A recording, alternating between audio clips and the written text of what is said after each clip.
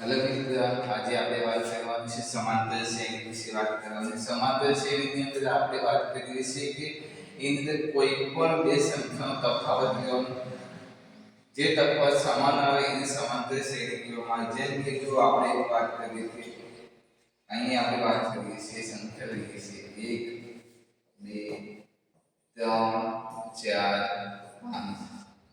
આ બંનેનો આપણે તફાવત લઈએ 2 2 - 1 કરીએ તો જવાબ 1 આવે છે. 3 - 2 કરીએ તો જવાબ આપણો 1 આવે છે.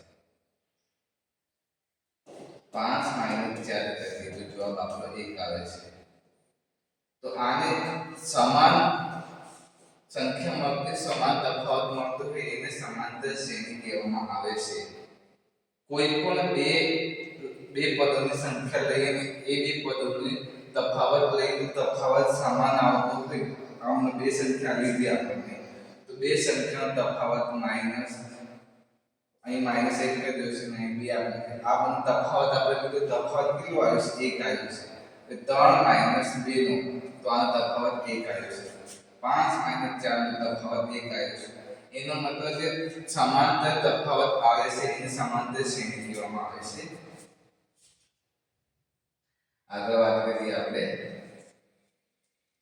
કે જો એક ઉદાહરણ આપેલું છે કે એને કીધું છે કે 11 નું પદ શોધો એમ કીધું છે. જો 1 3 7 8 સમાંતર શ્રેણી 11 નું પદ શોધો. તો પહેલા જ આપણે a બરાબર જોઈએ છે. તો a બરાબર આપણે શું લેવાનું? a બરાબર પ્રથમ સંખ્યા લેવાની. આપણે પ્રથમ સંખ્યા a બરાબર 1 અને એનો આપણે તફાવત લેવાનો. તફાવત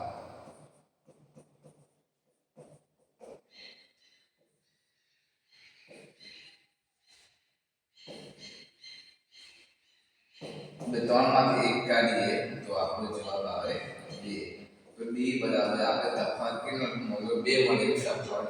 હવે એમ કે છે કે આપણે a મળી ગયા, b મળી ગયા, તો 11 નું પદ શોધવાનું છે. એના માટે સૂત્ર આવે છે tn બરાબર a plus n minus 1 અને b આવે છે.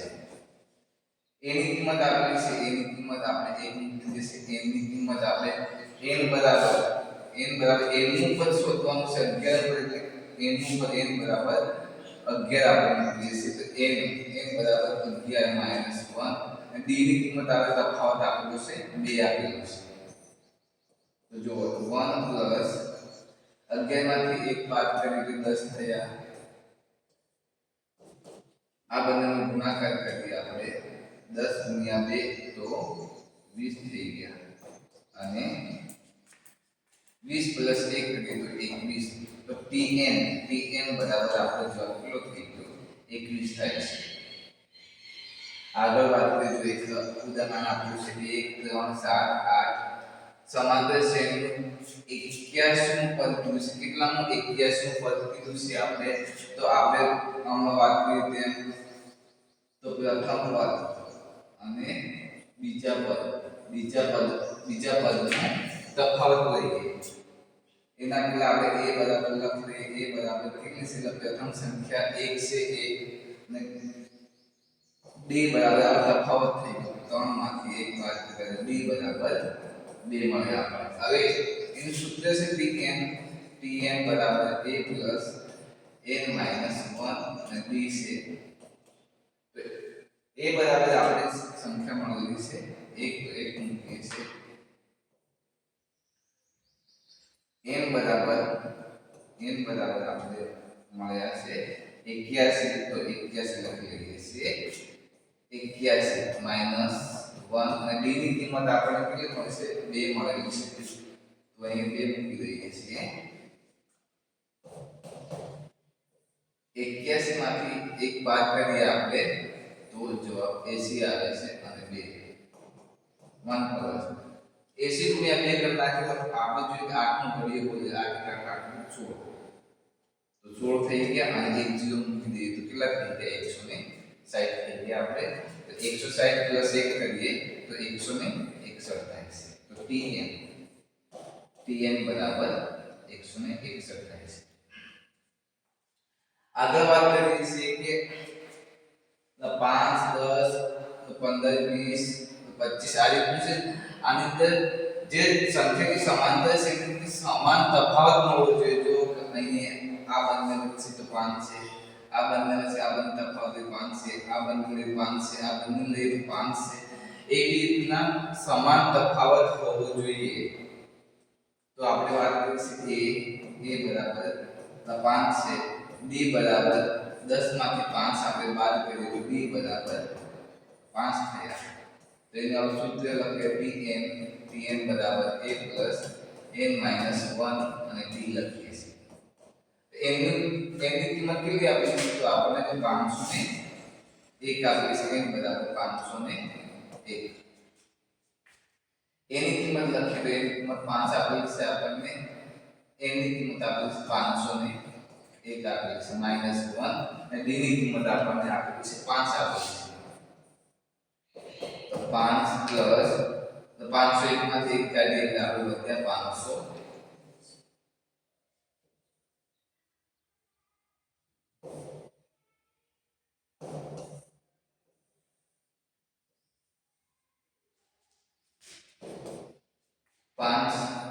પ્લસ આ બંનેનો ગુણાકાર કરીએ તો આ બંનેનો આપણે ગુણાકાર કરીએ તો 5 ગુણ્યા 5 તો 25 થઈ જાય છે અને 2 મીંડા મૂકી દઈએ તો 2500 થઈ ગયો. તો 2500 માં તો 5 ઉમેરો આપણે 2505 થાય tn બરાબર આપણે જવાબ મળ્યો 2505 મળે છે. એવી રીતના હવે આગળ વાત કરીએ આપણે તો 4 6 8 10 નું સમાંતર શ્રેણીનું 126 નું પદ શોધો. તો આપણે પહેલા જ વાત કરી a બરાબર આપણે a બરાબર 4 d બરાબર કેટલા તફાવત લઈએ 6 માંથી 4 બાદ કરીએ આપણે તો d બરાબર આપણને મળ્યા 2 અને n નું પદ n બરાબર 126 આપણને આપેલા છે. tn બરાબર a plus n minus 1 અને d આપેલા છે. એની કિંમત જોઈએ તો એની કિંમત 4 આપેલી છે 4 મૂકીએ છીએ. એની કિંમત આપેલી છે 126 આપેલી છે આપણે તો 126 લખીએ છીએ -1 અને d ની કિંમત આપેલી છે 2 આપેલી છે આપણને 4 પ્લસ 126 માંથી 1 બાદ કરીએ તો 125 થાય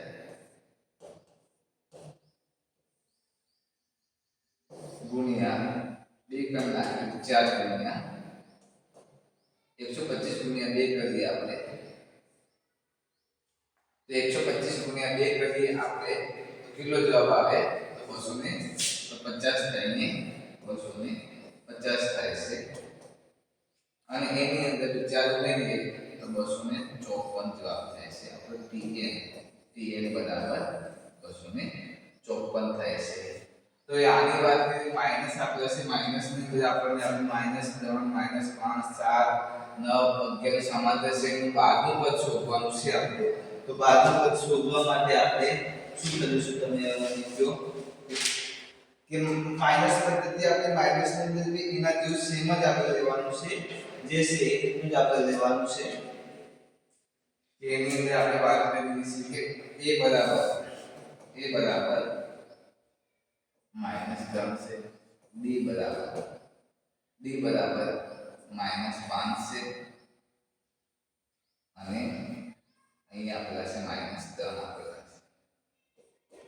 તો d બરાબર જવાબ મને ક્યાં છે આમાંથી આપણે આ બાદ કરીએ તો શું થાય મને જરા કહેવાનું છે તમારે. અહીં પણ માઈનસ છે અહીં પણ માઈનસ છે જો કે માઈનસ માઈનસ પ્લસ થઈ જાય અને આમાંથી આ બાદ કરીએ આપણે કેટલા થાય છે તો -2 આવે છે.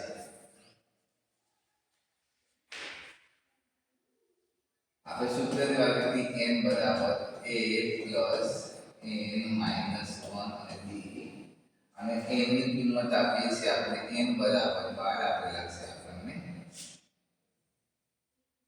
12 આપેલા છે.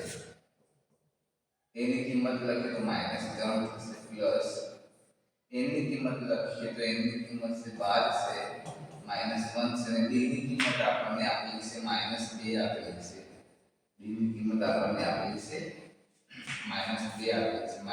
-10 પ્લસ આમાંથી આ આપણે બાદ કરીશું તો 11 વધે છે આપણી જોડે 11 -2 થાય છે.